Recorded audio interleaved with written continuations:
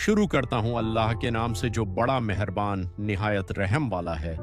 हर तरह की तारीफ अल्लाह ही के लिए है जो सारे जहानों का पालने वाला है, बहुत मेहरबान रहम करने वाला है, बदले के दिन का मालिक है।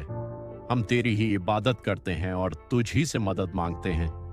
हमें सीधा रास्ता दिखा, उन लोगों का रास्ता जिन पर तूने इनाम किया, न कि उनका जिन पर गजब हुआ और न ही गुमराहों का। आमीन अलिफ लाम मीम। यह वह किताब है जिसमें कोई शक नहीं, परहेजगारों के लिए हिदायत है, जो गैब पर ईमान लाते हैं, नमाज कायम करते हैं और जो कुछ हमने उन्हें दिया है उसमें से खर्च करते हैं, और जो उस किताब पर ईमान लाते हैं जो तुम पर नाजिल की गई और जो तुमसे पहले नाजिल की गई, और आखिरत पर यकीन रखते हैं। यही लोग अपने रब की तरफ से सीधी राह पर हैं और वही कामयाब होने वाले हैं। उनके लिए बराबर है, चाहे तुम उन्हें डराओ या न डराओ, वे ईमान नहीं लाएंगे। अल्लाह ने उनके दिलों पर और उनके कानों पर मुहर लगा दी है और उनकी आंखों पर पर्दा पड़ा हुआ है और उनके लिए बड़ा अजाब है। और कुछ लोग ऐसे हैं जो कहते हैं कि हम अल्लाह पर और आखिरत के दिन पर ईमान लाए हैं, हालांकि वे ईमान वाले नहीं हैं।